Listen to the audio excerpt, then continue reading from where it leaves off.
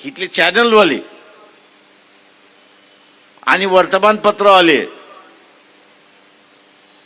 यांना मोदीने मंद केलेला हे लक्षात घ्या। हे बसलेले पत्रकार खरडवतात, फिल्म करतात, पाठवून देतात, पण त्यांचा जो मालक बसलेला आहे त्याला कात्री लावतात, मोकळा करतो।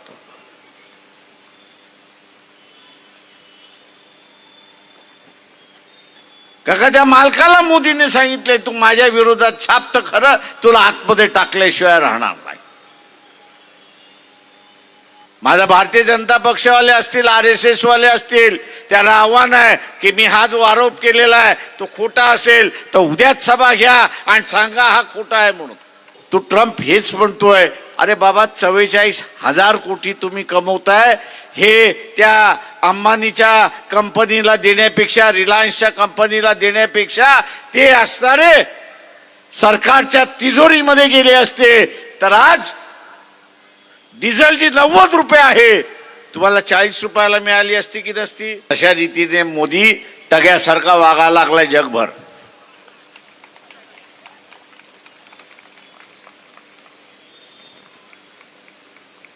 त्या पाटलाची आपल्याला भीती वाटत नाही, कारण का दर दिवशी आपल्या बरोबर त्याचं भांडण चाललेलं असतं। तोही आपल्याला हात लावत नाही, आपणही त्याला हात लावत नाही, पण ह्या टग्याचं असणारं भांडण जे आहे ते आता देशाच्या भूमीवरती येऊन पडायला लागलं। तुम्हाला असताना आता जर युद्ध नको असेल तर मोदीला खाली खेचा, आणि खाली खेचायचं असेल तर या कॉर्पोरेशनच्या निवडणुका सुद्धा अत्यंत महत्वाच्या आहेत, हे लक्षात घ्या। या महानगरपालिका सुद्धा महत्वाच्या आहेत, त्यातून संदेश जातो मोदीच्या विरोधात मतदान दिलं, भारतीय जनता पक्षाच्या विरोधात मतदान दिलं, उद्या सत्तेवरती आले नाही, संदेश हा जातो की ह्या टग्याला आता लोकच बघायला लागली आहेत, आपल्याला बघण्याची गरज नाही। की काँग्रेसचा कार्यकर्ता असेल, डावा कार्यकर्ता असेल, समाजवादी कार्यकर्ता असेल, मानवतावादी कार्यकर्ता होता, याचा एक काळ आवाज होता, त्याच्या आवाजामध्ये ताकद होती, बुलंदशाही होती। आंबेडकरी चळवळीच्या आवाजामध्ये आज ती एकच शिल्लक राहिलेली आहे। आणि मग उद्याची असणारी ही चळवळ, उद्याची असणारी ही चळवळ आणि उद्याची असणारी ही लोकशाही वाचवण्याची जबाबदारी ही फुले शाहू आंबेडकरी विचारांवरती आलेली आहे, हे लक्षात घ्या। महानगरपालिकेच्या निवडणुका यांचं बिगुल वाजलं आणि हे बिगुल वाजल्यानंतर प्रत्येकाची असणारी धावपळ चालली आहे। कसली धावपळ चालली आहे तर सभागृह 130 आहे, पण आपल्याकडे असणारे 130 उमेदवार सुद्धा नाही, आणि आपल्याकडे 130 उमेदवार नाहीत म्हणून असणारं राजकीय समझोता होतोय का, आणि तो राजकीय समझोता करत आपली जागा भरायची अशी असणारी परिस्थिती आहे।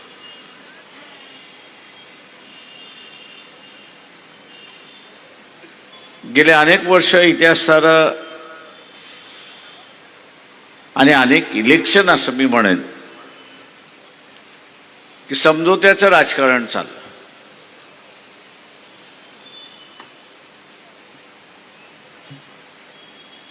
समझोत्याचं असणारं राजकारण चाललं आणि हे समझोत्याच्या राजकारणामुळे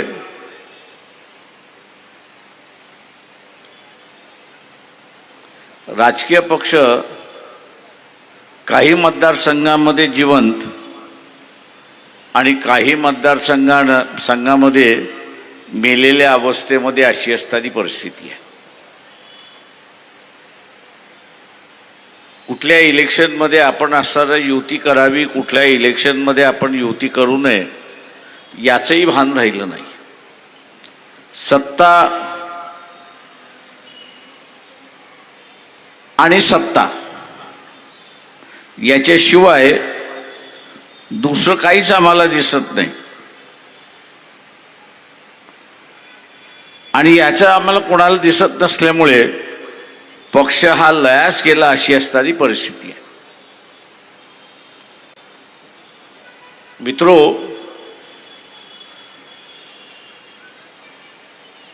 आपण जर पाहिलं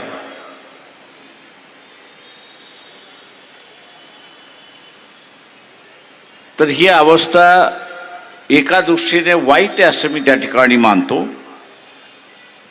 मी वाईट ह्याच्यासाठी म्हणतो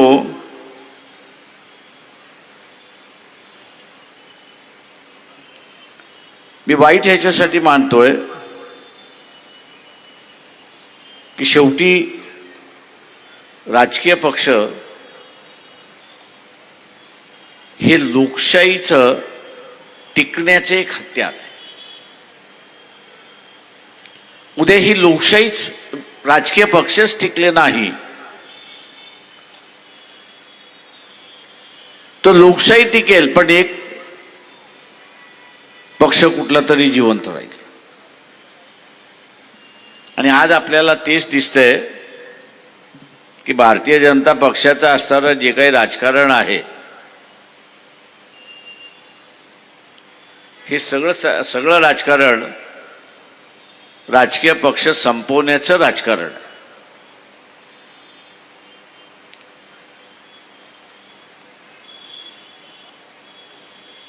भारतीय जनता पक्षाबरोबर दोन पक्ष आहेत. एक एकनाथ शिंदेना मिळालेली असणारा शिवसेना हा एक पक्ष आहे आणि दुसऱ्या बाजूला अजित पवार यांना मिळालेली असणारा एनसीपी असा प्रश्न आहे. दोघांमध्ये रेस लावली की भारतीय जनता पक्षाशी असणारं कोण इमानदार राहणार. आणि म्हणून पहिल्यांदा सांगितलं की आम्ही कोणाबरोबर युती करणार नाही. आणि नंतर सांगण्यात आलं की आम्ही असणारं एकनाथ शिंदेबरोबर युती करू, राष्ट्रवादी बरोबर करणार नाही. हा खेळ आपण समजला पाहिजे. या खेळाच्या माध्यमातून राजकीय पक्ष कमकुवत करणं हे सुरुवात झालं. एकनाथ शिंदेबरोबर सुद्धा असणारा युती होईल की न होईल याच्याबद्दल मला असणारा शंका आहे. आणि युती झाली तर जी काही मुंबईमध्ये शिवसेनेची ताकद होती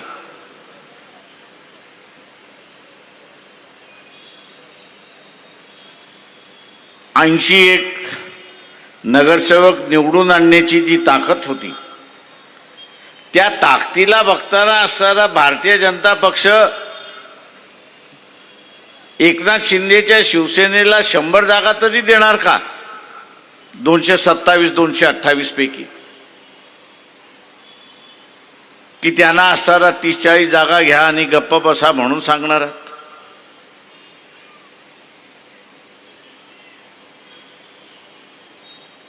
म्हणजे जो खेळ चाललाय भारतीय जनता पक्षाचा, RSSचा, तो इथले राजकीय पक्ष संपवण्याचा खेळ चाललाय.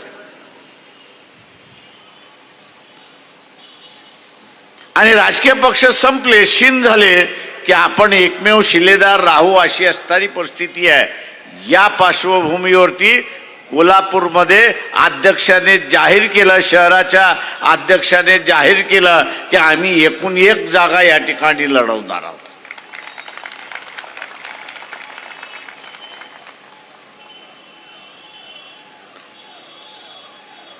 तर आम्ही सगळ्या वार्डामध्ये जिवंत आहोत, सगळ्या प्रभागामध्ये जिवंत आहोत. आमच्याकडे कार्यकर्ते आहेत, भले ताकदवर नसतील,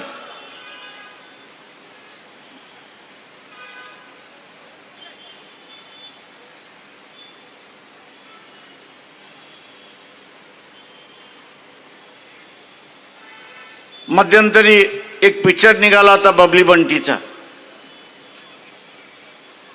कोल्हापूरच्या निवडणुका सुद्धा बबली बंटीच्या निवडणुका आहेत.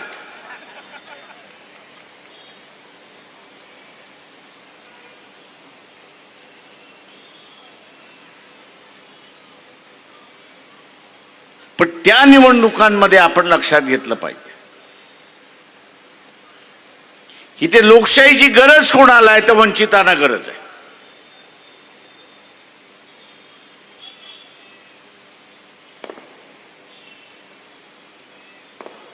आणि आज वंचितानेच ठरवलं पाहिजे की भारतीय जनता पक्षाचा हा जो मनसुबा आहे, भारतीय जनता पक्षाचा असणारा हा जो मनसुबा आहे की राजकीय पक्ष संपवणं, हा जो मनसुबा आहे तो आम्ही हाणून पाडल्याशिवाय राहणार नाही, हे असणारं लक्षात घ्या.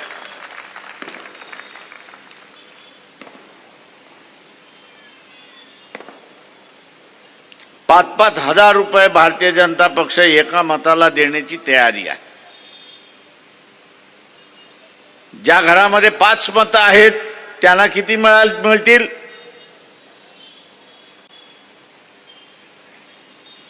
ज्यांच्या घरामध्ये 5 मतं आहेत त्यांना किती मतं मिळतील? आता हे 25,000 किती दिवस टिकतील?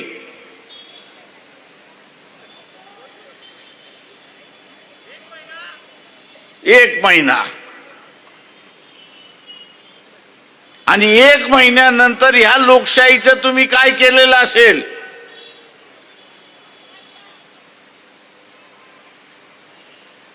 तर तिलाही तुम्ही मसनात नेऊन पोचवलेली असेल. 25,000ने 25,000 घेऊन तुम्ही लोकशाही ही मसनात नेऊन पोचवलेली असेल.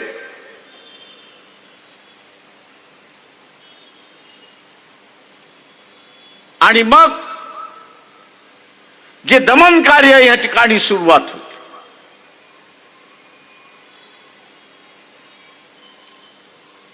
जे दमन कार्य या ठिकाणी सुरुवात होईल त्याला आपल्याला तोंड द्यावं लागेल, हे लक्षात घ्या. जे 25,000 रुपये वाटतात आहेत, तुम्हाला असं वाटतं त्यांचा हेतू स्वच्छ आहे?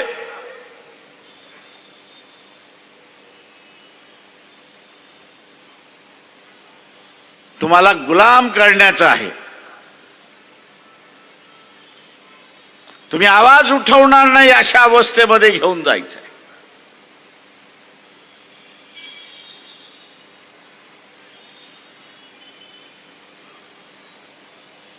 आणि ते ज्या दिवशी होईल त्या दिवशी महात्मा फुलेंपासून सुरुवात झालेला लढा, महात्मा फुलेंपासून सुरुवात झालेला लढा हे गाडण्याचं काम आपणच केलं असेल, हे लक्षात घ्या. दुसरा तिसरा कोणीच नाही. कशासाठी? तर फक्त 25,000साठी.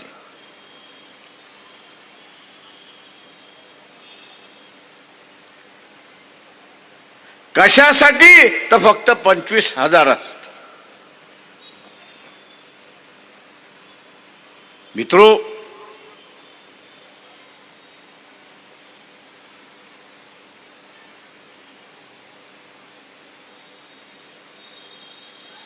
बिहार मधला निवडणुका आपण पाहिल्या.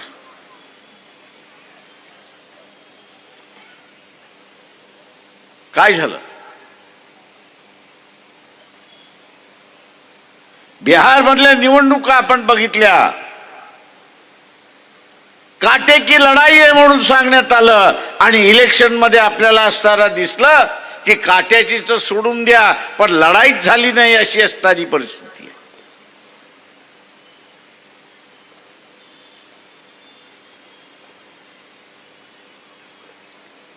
लढाईच झाली नाही अशी असणारी परिस्थिती आहे, एकतर्फा निकाल निघाला अशी परिस्थिती आहे. आणि त्या बिहारच्या माणसाला तुम्ही जाऊन विचारा, अरे तो म्हणतो आम्ही त्यांना मतदान दिलं नाही.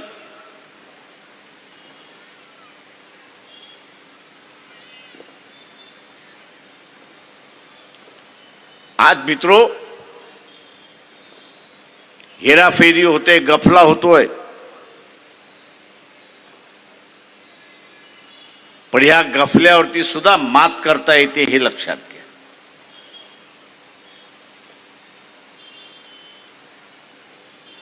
आपल्याला माहित आहे की झुंडशाही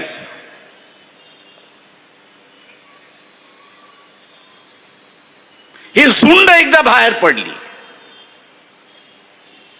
तर ती भल्या भल्याना उद्ध्वस्त करून निघते हे लक्षात घ्या.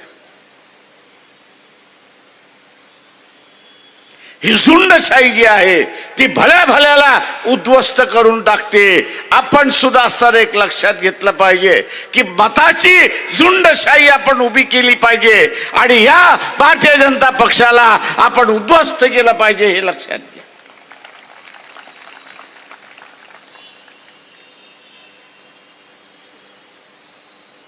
मला अनेक जण म्हणतात तुम्हाला भीती वाटत नाही का? मी म्हटलं जोपर्यंत लोकशाही साबित आहे तोपर्यंत मला भीती वाटणार नाही. लोकशाही साबूत आहे तोपर्यंत मी अजिबात कोणाला घाबरत नाही, मोदीलाही घाबरत नाही. पण ज्या दिवशी लोकशाही संपली त्या दिवशी राजेशाही सुरुवात झाली. ज्या दिवशी लोकशाही संपली त्या दिवशी राजेशाही संपली. लोकशाही संपली त्या दिवशी राजेशाही सुरुवात झाली आणि राजेशाही ज्या दिवशी सुरुवात झाली त्या दिवशी भीतीचं वातावरण सुरुवात होणार. आणि त्या भीतीच्या वातावरणामध्ये झुंडशाही सुद्धा काहीच करू शकत नाही हे लक्षात घ्या. आणि म्हणून ही झुंडशाही, मताची झुंडशाही या निवडणुकीमध्ये आपल्याला उभी करायची हे लक्षात घ्या.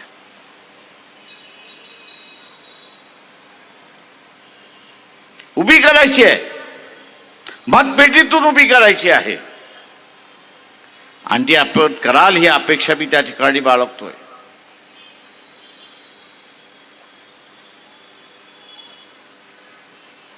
इथली व्यवस्था आपण असताना पाहिली.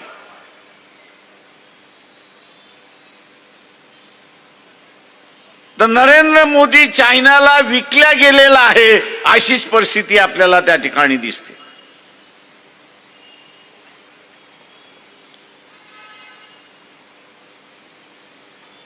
चायनाला विकल्या गेलेला आहे. कारण का तर मागच्या 10 दिवसापूर्वी युट्यूब वरती जा, आर्मीचा चीफ जो आहे त्याचं भाषण काढा आणि ऐका. त्यांनी असं म्हटलं की चायना हा आमचा शत्रू आहे.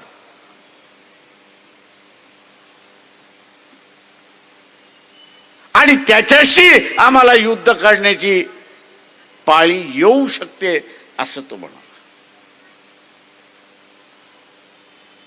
पाळी येऊ शकते. आणि त्याच्याच 3 दिवस अगोदर पंतप्रधान नरेंद्र मोदींचं भाषण आपण असताना ऐका.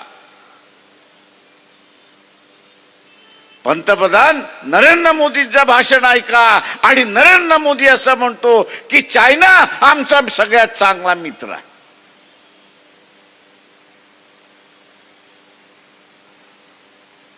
चायना हा आमचा सगळ्यात चांगला मित्र आहे.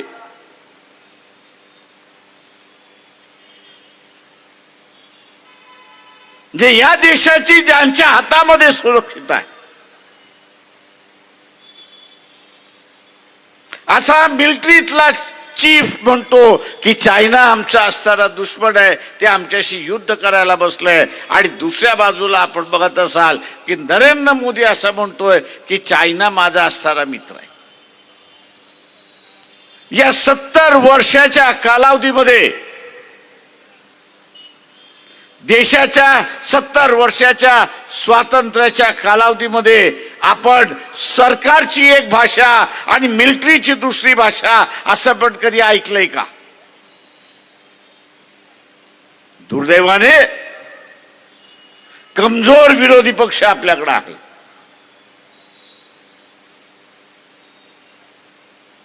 कमजोर विरोधी पक्ष असल्यामुळे तो पार्लमेंटचा उपयोगही करत नाही आणि विचार देतही नाही की तुमची भूमिका एक आणि आर्मी चीफची भूमिका एक. कोणाला मानायचं? जनतेने कोणाला मानायचं? आणि म्हणून इथल्या असणाऱ्या सनातन आणि जो भारतीय जनता पक्ष RSSचा प्रेमी आहे त्याला असणारा विचारतोय,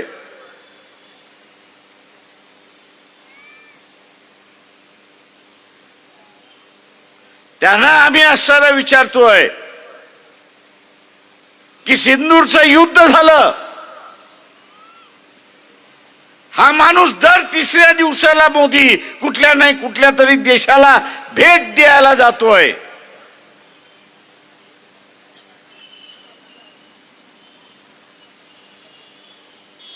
आज सुद्धा कुठल्या तरी परदेशामध्ये आहे.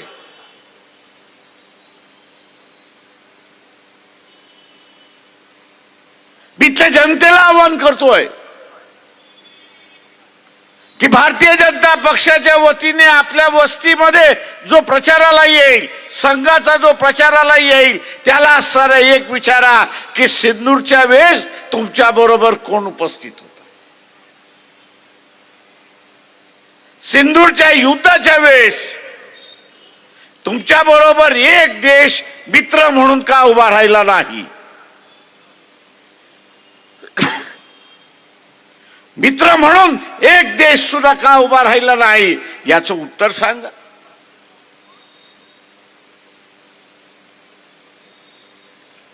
विश्वगुरु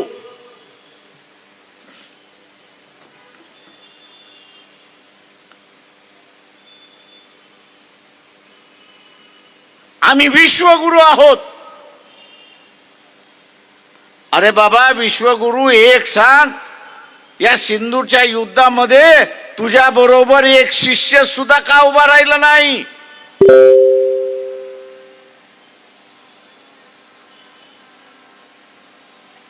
आणि एकही मित्र जर उभा राहणार नसेल तर उद्या चायना बरोबरचं युद्ध असेल किंवा इथल्या पाकिस्तान बरोबरचं युद्ध असेल, तुम्ही करणार का यात?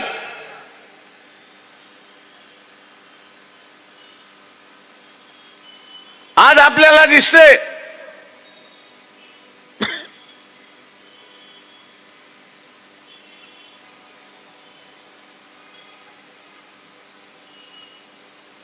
हा जो YouTube चॅनल आहे, एकदा छंद म्हणून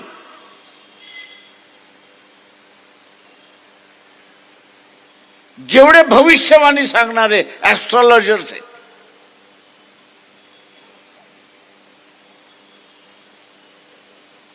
यांचं रात्रभर ऐकत बसलो. काय पण यांचं रात्रभर ऐकत बसलो. आणि या रात्रभर ऐकत असताना एकच सूर त्याच्यामध्ये मला सापडला आणि तो सगळ्यांचा सारखा होता, कॉमन होता. आणि तो म्हणजे येत्या 2-3 महिन्यामध्ये आपलं पाकिस्तान बरोबरचं युद्ध होईल. आर्मी चीफही म्हणाले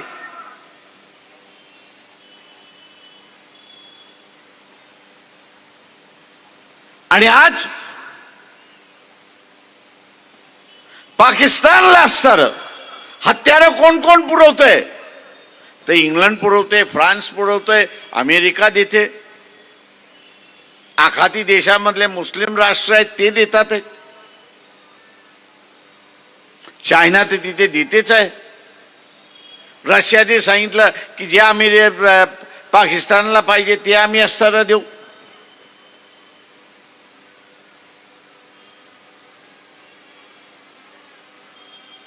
आणि एवढी सगळी देश आणि हे सगळे देश पाकिस्तानला हत्यार देणार असतील आणि पाकिस्तानचा हत्यार कोणाच्या विरोधात वापरणार तर ते भारताच्या विरोधात वापरणार. मोदींना आपण विचारलं पाहिजे, बाबा तू आम्हाला वाचवणार कसं ते हे सांग.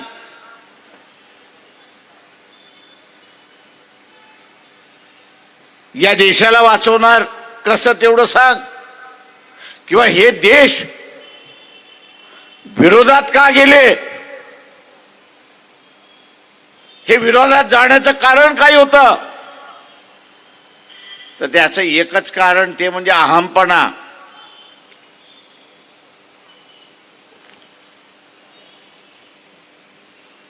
आपण जसं म्हणतो की गावातला पाटील टग्यासारखा वागतोय, आपण म्हणतो की नाही,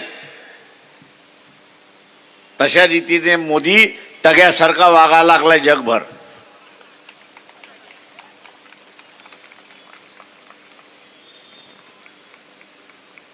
त्या पाटलाची आपल्याला भीती वाटत नाही, कारण का दर दिवशी आपल्या बरोबर त्याचं भांडण चाललेलं असतं. तोही आपल्याला हात लावत नाही, आपणही त्याला हात लावत नाही. पण ह्या टग्याचं असताना भांडण जे आहे ते आता देशाच्या भूमीवरती येऊन पडायला लागलं. डोनाल्ड ट्रम्प म्हणतो की नाही, मी सुद्धा जगातला असणारा टग्या आहे. आणि हा काय म्हणतो, आमचा टग्या, की मी डोनाल्ड ट्रम्पला शिकवलेला आहे आणि शिकवतोय. आता ह्या दोन टग्यांमधली भांडणं, या दोन टग्यांमधली असणारी भांडणं जी आहेत, अमेरिकेबरोबरची भांडणं, याची रशिया बरोबरची भांडणं, याची असणारी इंग्लंड बरोबरची भांडणं, त्याचं भोगावं कोणाला लागणार आहे, ते भारतीयांना भोगावं लागणार आहे.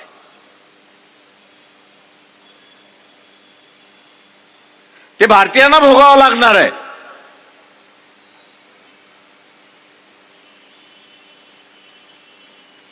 ती काय भारताच्या विरोधात नाही आहेत, ते ह्या टग्याच्या विरोधात आहेत.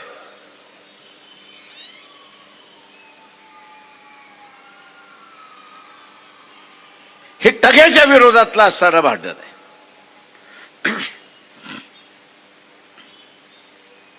आणि या टग्याच्या विरोधातलं भांडण, त्याची किंमत आपण का द्यावी,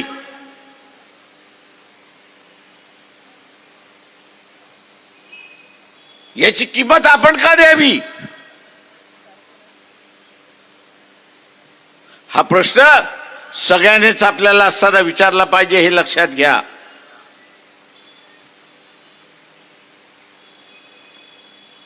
हा उद्याचं युद्ध ते पाकिस्तान बरोबरच आहे की चायना बरोबरच आहे त्यात सांगता येत नाही.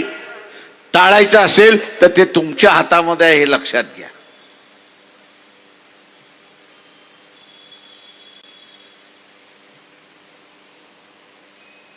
हे भांडण टाळायचं आहे, तुमच्या हातामध्ये आहे. आपण नाही म्हणतो नारा बास नारा बासरी, तशाच रीतीने मोदीला तुम्ही सत्तेवरतीच बसवलं नाही तर युद्ध कोणाबरोबर होणार आहे.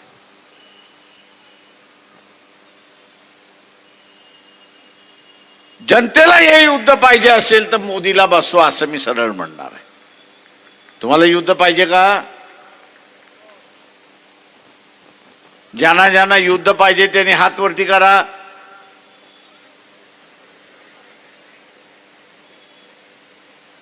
तुम्हाला असताना आता जर युद्ध नको असेल तर मोदीला खाली खेचा, आणि खाली खेचायचं असेल तर या कॉर्पोरेशनच्या निवडणुका सुद्धा अत्यंत महत्वाच्या आहेत, हे लक्षात घ्या. या महानगरपालिका सुद्धा महत्वाच्या आहेत. त्यातून संदेश जातो, मोदीच्या विरोधात मतदान दिलं, भारतीय जनता पक्षाच्या विरोधात मतदान दिलं, उद्या सत्तेवरती आले नाही, संदेश हा जातो की ह्या टग्याला आता लोकच बघायला लागली आहेत, आपल्याला बघण्याची गरज नाही. भारतीय जनताच त्याला बघायला लागलेली आहे, आपल्याला बघण्याची गरज नाही. आणि भारतीय जनता जर बघणार नसेल तर हे सगळे बघितल्याशिवाय राहणार नाहीत, हे लक्षात घ्या.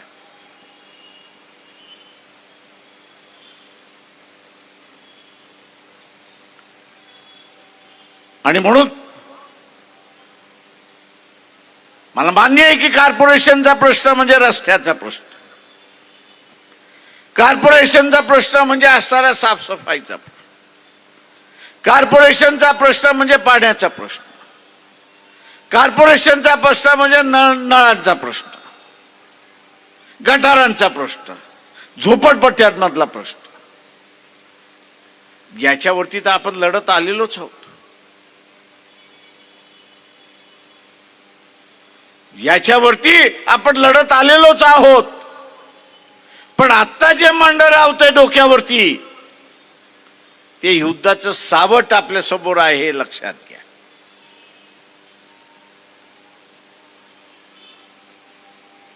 इथले चॅनलवाले आणि वर्तमानपत्रवाले यांना मोदीने मंद केलेला आहे, हे लक्षात घ्या. हे बसलेले पत्रकार खरडवतात, फिल्म करतात, पाठवून देतात, पण त्यांचा जो मालक बसलेला आहे त्याला कात्री लावतात, मोकळा करतो.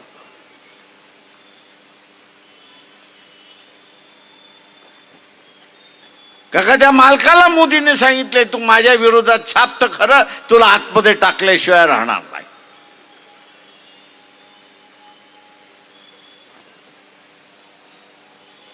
मोदीचं आणि ट्रम्पचं भांडण काही आहे. मोदी असं म्हणतोय तू रशियाचं तेल विकतोयस, ठीक आहे चल विक, पण त्याच्यातला नफा कोणाकडे जातोय? तुम्हाला माहिती आहे रशियाचं तेल भारतात विकल्या जाते, त्याचा नफा दरवर्षी कितीचा आहे तुम्हाला माहिती आहे का? तुम्हाला माहिती आहे का?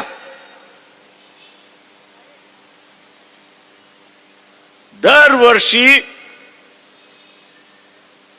रशियाचं तेल आपल्याला असं सांगितलं जातंय की भारत विकतोय.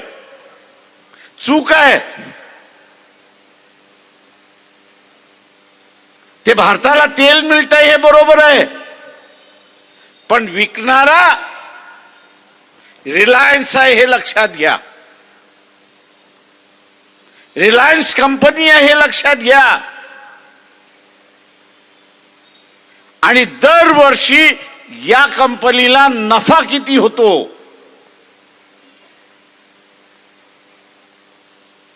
कमीत कमी 44,000 कोटीचा नफा आहे.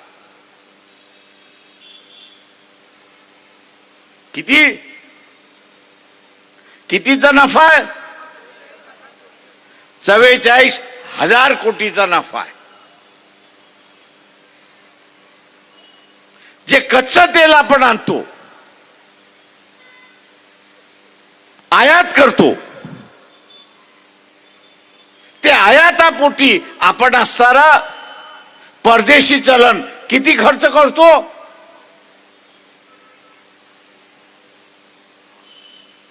वर्षाला 1,10,000 कोटी आपण खर्च करतो. 1,10,000 कोटी आपण खर्च करतो. तो ट्रम्प हेच म्हणतोय, अरे बाबा 44,000 कोटी तुम्ही कमवताय, हे त्या अंबानीच्या कंपनीला देण्यापेक्षा, रिलायन्सच्या कंपनीला देण्यापेक्षा ते असणारे सरकारच्या तिजोरीमध्ये गेले असते तर आज डिझेल जी 90 रुपये आहे तुम्हाला 40 रुपयाला मिळाली असती की नसती? 40 रुपयाला मिळाली असती की नसती? मोदी तुमचं भलं करतोय की तुमचं खोबरं करतोय? मग त्याचं खोबरं कधी करणार? त्याचं खोबरं कधी करणार? तुम्हाला संधी आली आहे. माझा भारतीय जनता पक्षवाले असतील, RSS वाले असतील, त्याला आव्हान आहे की मी हा जो आरोप केलेला आहे तो खोटा असेल तर उद्याच सभा घ्या आणि सांगा हा खोटा आहे म्हणून.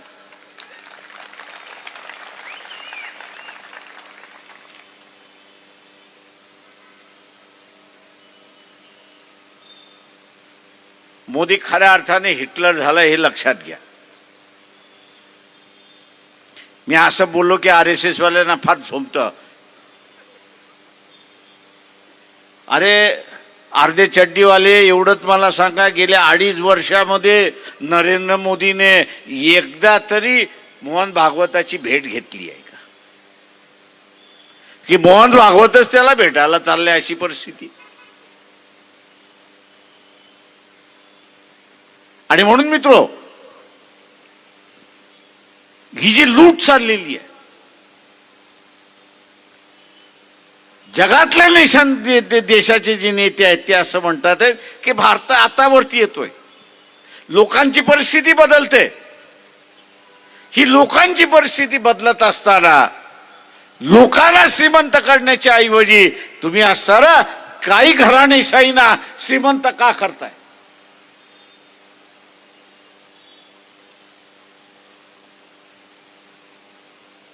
तुम्ही काही घराणेशाहीने असताना श्रीमंत का करताय आणि नव्यानं गुलामी ह्या देशावरती का आणताय? कॉर्पोरेटची गुलामी तुम्ही का आणताय?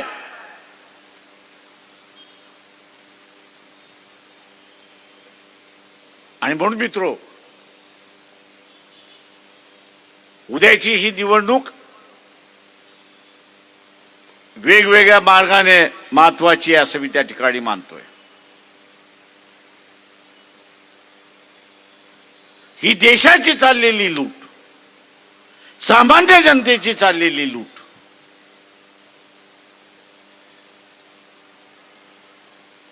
हिला थांबवायची असेल तर इथले राजकीय पक्ष काहीच करू शकणार नाहीत.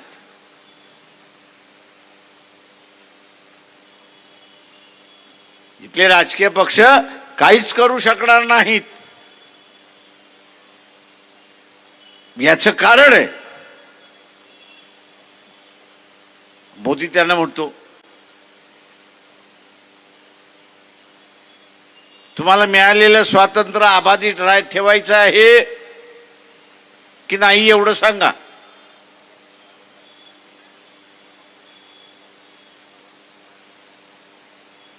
तुमचं स्वातंत्र्य अबाधित ठेवायचं आहे की नाही तेवढं सांगा.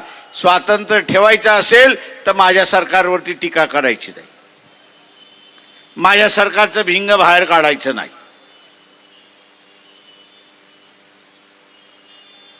ते काढलं तर तुमची भिंग कोर्टात पडलेली आहेत. कोर्टाला एक अर्ज देईन की याची चौकशी आम्हाला करायची आहे आणि म्हणून ह्याला आम्हाला ताब्यात द्या.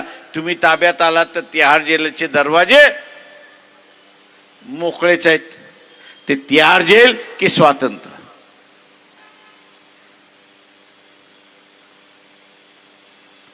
दुर्दैवाने मी असं म्हणेन